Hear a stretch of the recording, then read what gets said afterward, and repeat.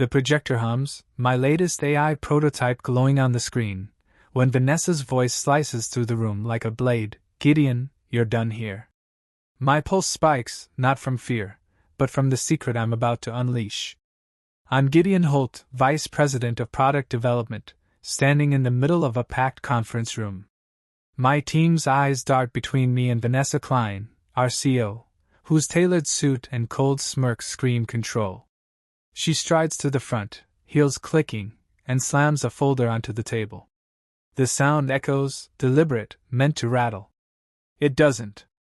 I've spent years navigating her power plays, her knack for twisting competence into weakness. Today, she's gone too far. She leans forward, voice low but sharp enough for everyone to hear. Your leadership lacks edge, Gideon. This industry demands boldness, not quiet number crunching. We're cutting you loose. Effective now. The room freezes. My lead engineer, Tara, grips her pen so tight it might snap. Julian, my best coder, stares at the floor. They know my team just pulled off a project that saved us from $1 million flop. Vanessa knows it too. That's why this stings. I should feel humiliated, but something else stirs. A pulse of certainty. I think of the locked drawer in my apartment, the envelope my father left me 2 weeks ago. The one that holds 85% of this company's shares. Vanessa has no idea. Neither does anyone else. I force my face to stay neutral, but inside, I'm already 3 steps ahead. She keeps going, piling on. Your AI project was a fluke, Gideon. You rode your team's coattails. I'm doing you a favor by letting you go. That's when I snap, just enough to push back. I stand, meeting her gaze. My team delivered because I trusted them, Vanessa. Not because I needed a spotlight. A murmur ripples through the room. Her eyes narrow, but I don't flinch. I've played her game long enough to know silence cuts deeper than shouting. Then comes the gut punch. Mark, my friend of 5 years, shifts in his seat. He won't look at me. Yesterday, I caught him slipping Vanessa a report trashing my leadership constitutional. It wasn't hard to see why. He sold me out for a shot at my job. The betrayal burns, hotter than Vanessa's words. I clench my fists, but keep my voice steady. I'll clear out by noon. Thanks for the clarity. I nod to my team, their faces a mix of shock and sympathy, and walk out. The hallway feels too quiet, like the air itself is holding its breath. Whispers trail me. Did Gideon get fired? What happened? I pass the break room, where interns huddle, avoiding my eyes. I don't stop. Not because I'm ashamed, but because I'm done pretending. I grab my coat, the photo of my dad from my desk, and head for the elevator. My steps are light, almost weightless. They think they've broken me. They've just handed me the key to everything. Outside, the city hums, oblivious to the storm I'm about to unleash. I pull out my phone and text Ramsey, my family's lawyer. Time to move. Call the meeting. His reply pings instantly. Understood. Documents ready. I glance back at the glass tower, its windows glinting like a challenge. Vanessa thinks she's won. She's about to learn what losing feels like. Before we dive deeper into this wild ride, let me know where you're tuning in from. If this story's got you hooked, hit that subscribe button to support more like it. Stay with me, because this is just the start. My apartment feels too small tonight, the city's pulse thumping beyond the window, but all I see is the sealed envelope on my desk. 2 weeks ago, it changed everything. My fingers tremble as I trace its edge, knowing it holds the power to burn Vanessa's world to ash. I sit, the chair creaking under me, and think back to that morning. My 30th birthday. No party, no fanfare, just me and a promise I made to my dad before he passed. The envelope waited in a safe deposit box, per his instructions, guarded by Ramsey, our family lawyer. I drove to his office, the skyline blurring past, my stomach knotted with curiosity. Ramsey handed it over, his face unreadable but kind. Your father wanted you to have this now, he said. Not a day sooner. I nodded, unsure what to expect, and took it home.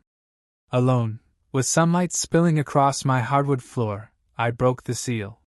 Inside was a letter, penned in Dad's precise script, and a legal document thick with embossed seals. I read the letter first, my breath catching. Gideon, it began, if you're reading this, you're ready. I always knew you were. You've worked in shadows, carried burdens no one saw. I saw them. I saw you. My eyes stung, but I kept reading. The company's yours now. Not just a piece, but the heart of it.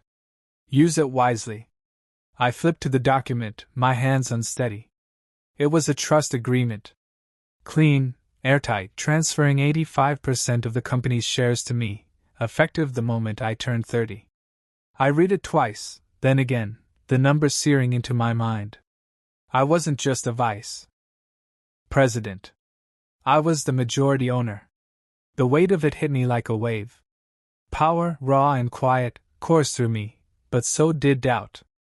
Dad built this company from a garage, coding late into the night, believing tech could connect people, not just profits. Vanessa turned it into a machine, all gloss and greed. I stayed, thinking I could steer it back, but she clipped my wings at every turn. Now, I held the reins. I called Ramsey, voice tight. This is real, I said. He chuckled softly. As real as it gets, Gideon. Your father kept it off public records. The board doesn't know. Nobody does. That's when I learned the kicker. Vanessa had tanked a project I'd poured years into, an AI platform for small businesses. Not because it was flawed, but because it didn't fit her vision of flashy, investor-friendly apps. Sylvia, the trustee managing Dad's shares, sent me an encrypted file last week.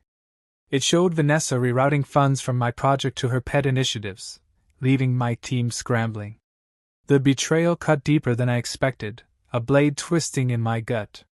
She didn't just sideline me. She tried to erase me. Then came the real shock. My sister, Claire, called that night, her voice sharp with worry. I told her about the shares, expecting support. Instead, she hesitated.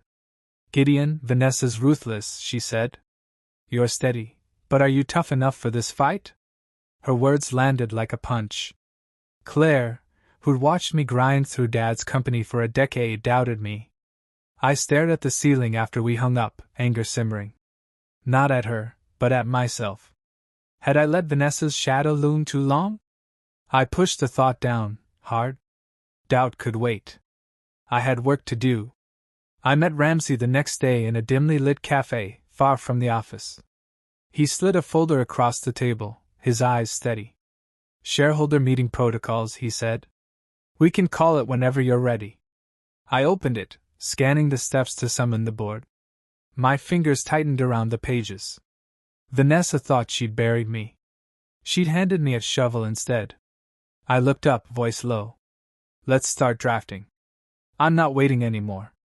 The city lights flicker outside now, mirroring the fire in my chest. Vanessa's smug face flashes in my mind, but I see Dad's too, his quiet nod urging me forward.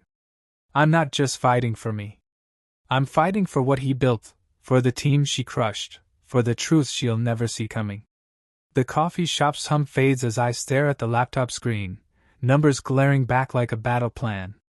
Vanessa's reign has bled the company dry, and I'm forging the blade to end it. My father's shares, 85% of his legacy, sit in my hands, ready to strike. I lean back, the chair cool against my spine, and replay yesterday's meeting with Ramsey. His office smelled of leather and old books, a stark contrast to the sterile tower Vanessa rules. I spread the shareholder documents across his desk, each page a step toward her downfall. He adjusted his glasses, voice calm. We can call the meeting in 3 days, he said. The board won't see it coming. I nodded, my pulse steady but electric. 3 days to unravel years of her control. I left with a folder heavier than it looked, filled with protocols and timelines. It wasn't just paper. It was power. Back home, I dive into the data Sylvia sent me. She's the trustee who's guarded Dad's shares since he passed, sharp as a tack and loyal to his vision. Her email arrived at midnight, a zip file labeled truth. I opened it, eyes scanning spreadsheets and memos. The numbers don't lie. Under Vanessa, revenue dropped 25% in 2 years. Employee turnover spiked 40%, my team hit hardest. Key projects, like the AI platform I built, stalled for no reason but her ego. Each stat fuels my resolve, but one line stops me cold. A footnote mentions 3 harassment complaints buried by HR, all linked to Vanessa's inner circle. My jaw tightens. She didn't just mismanage. She poisoned what Dad created. Then the phone buzzes, shattering my focus. It's Mark. His name alone sparks rage, the memory of his betrayal still raw. I almost ignore it, but curiosity wins. I open the email, expecting groveling. Instead, it's worse. He claims he regrets his report to Vanessa, says he was pressured. But the last line chills me. I heard you're planning something, he writes. Don't do anything stupid, Gideon. I freeze, heart pounding. He's fishing, trying to dig for Vanessa. I pace the room, anger boiling. He thinks he can scare me off. I fire back a single sentence. Stay out of my way. I hit send, then block him. The move feels final, like severing a rope before a fall. But it's not enough. If Mark's sniffing around, Vanessa might suspect trouble. I have to move faster. I meet Sylvia the next morning in a park, far from prying eyes. She hands me a USB drive, her face grim. Vanessa's negotiating with a rival firm, she says. Selling off our patents. Your AI tech's on the list. My stomach lurches. That platform was my heart's work. Designed to help small businesses thrive. Vanessa's not just looting the company. She's gutting its soul. Sylvia's eyes soften. Your father trusted you to stop this, she says. I nod, gripping the drive. I won't let her win. Back at my desk, I pore over the USB's contents. Contracts, emails, proof of Vanessa's secret deal. It's dynamite, but I need more than data. I need presence. I stand before my mirror, practicing my words. Vanessa, I'm the majority shareholder. Your time's up. My voice wavers at first, then sharpens, each syllable a weapon. I try again, louder, picturing her smug face crumbling. The reflection staring back isn't the man she fired. It's the man who'll bury her.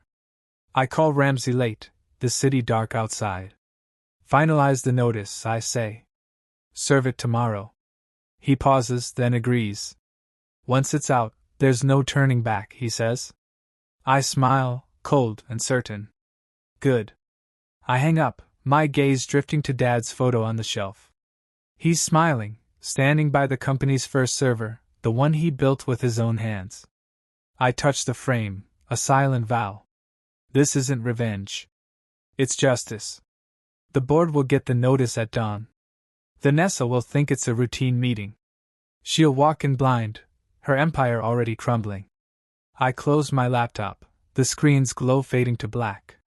3 days. Then I take back what's mine. The boardroom doors loom ahead, their frosted glass hiding the storm I'm about to unleash. My suit feels like armor, the weight of Dad's legacy steadying my steps. Vanessa's voice drifts through the walls, confident and unaware, but I'm here to shatter her world with 85% of the company in my grip. I pause, hand on the handle, and take a breath. Ramsey stands beside me, his briefcase packed with the truth. He nods, eyes calm but sharp. Ready, he says. I push the door open, and the room falls silent. Heads turn, papers rustle, and Vanessa freezes mid-sentence, her marker hovering over a whiteboard filled with her latest pitch. Her eyes lock onto mine, confusion flickering, then hardening. Gideon, she says, voice clipped. This is a closed meeting. I smile, just enough to unsettle her, and set my folder on the polished table. Exactly, I say.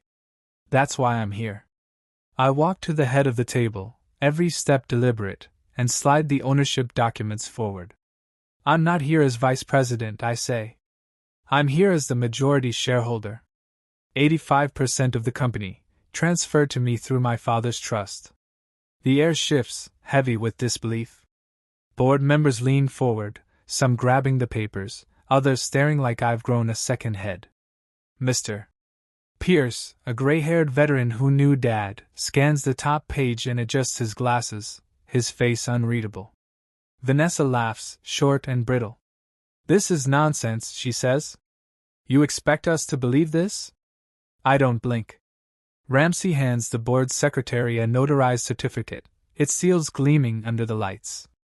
"It's real," I say. "Filed legally, binding by every rule you've got."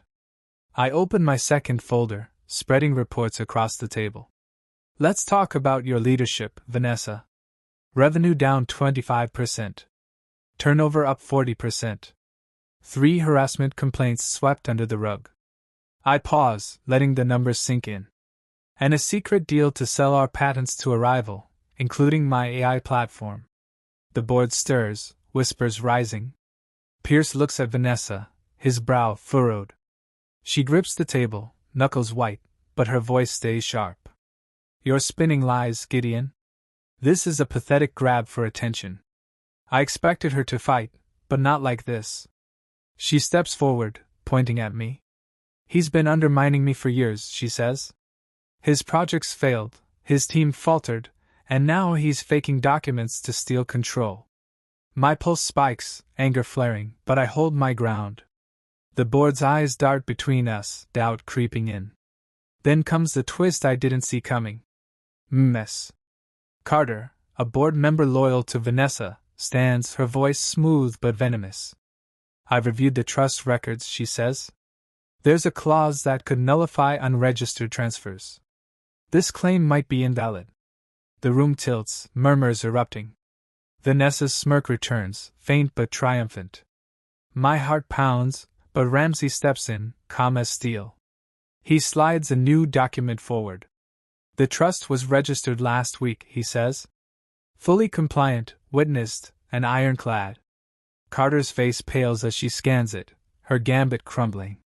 The board falls quiet, the truth undeniable now. I seize the moment, voice rising just enough to command. "I'm submitting a motion to remove Vanessa Klein as CEO," I say. "As majority shareholder, my vote carries it. Effective immediately." Pierce clears his throat, his tone formal. "The motion stands," he says. Vanessa's eyes blaze, but she's cornered. "You're making a mistake," she says, her voice cracking. "This company needs me."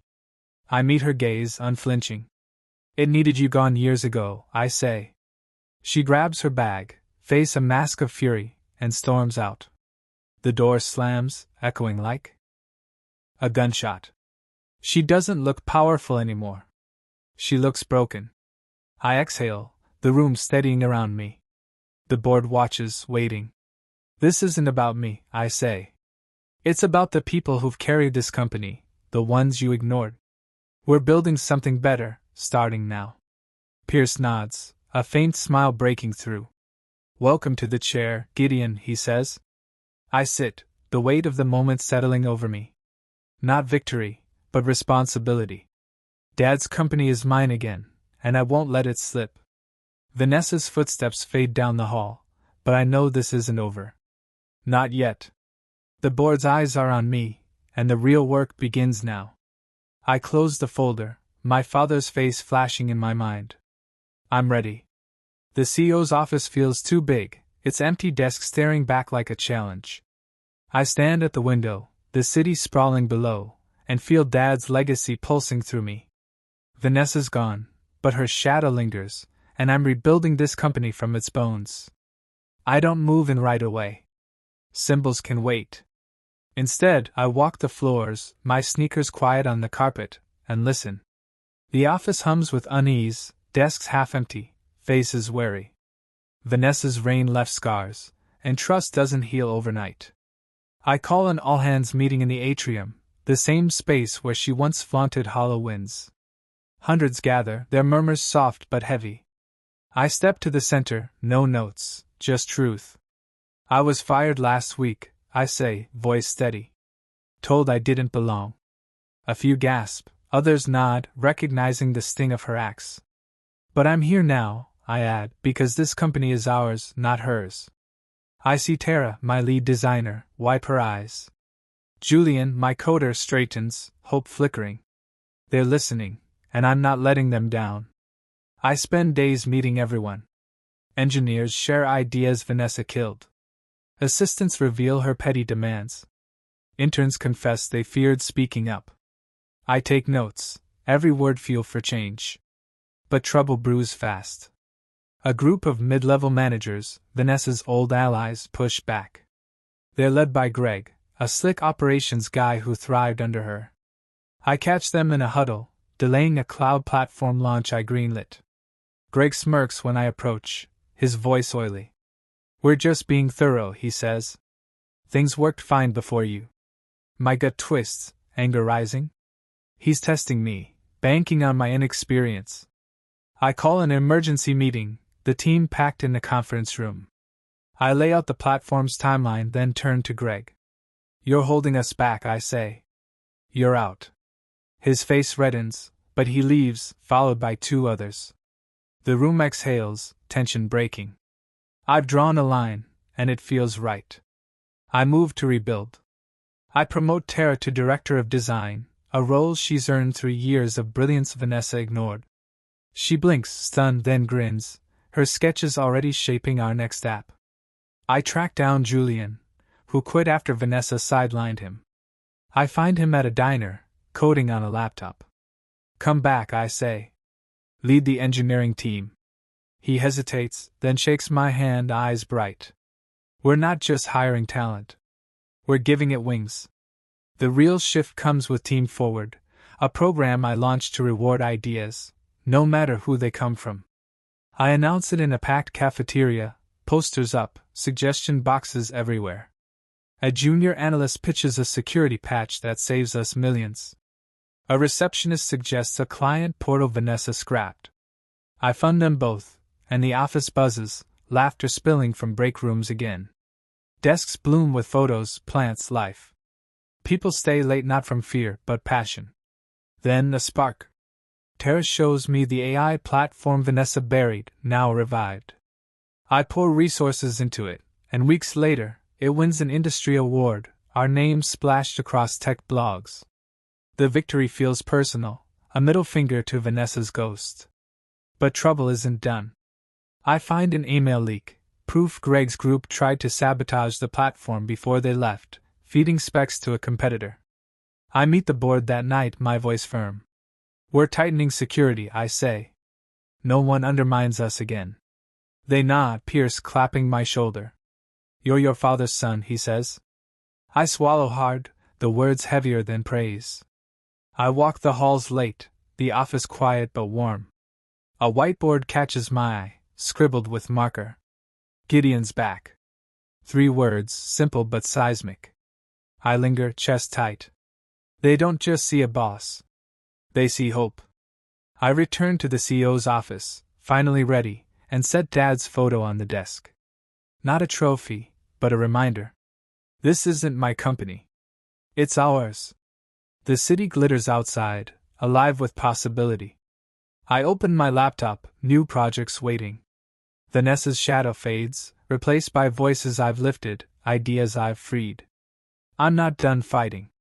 I'm just getting started. The city skyline glows beyond my office window, a quiet reminder of how far I've come. Dad's photo sits on my desk, his smile steady, grounding me as I lead his company into a future he dreamed of. Vanessa's shadow is gone, but the weight of what I built feels heavier than ever. I settle into the CEO's chair, its leather creaking, and open the latest quarterly report. The numbers sing. Revenue up 30%, our best in a decade. Employee retention climbing 45%, desks no longer empty. Client trust soaring, fueled by the AI platform we revived. I trace the figures, each one a testament to the voices I've lifted, the ideas I've fought for. But it's not just data. It's the laughter in the halls, the whiteboards crammed with sketches, the interns who pitch ideas without fear. This is Dad's vision, reborn.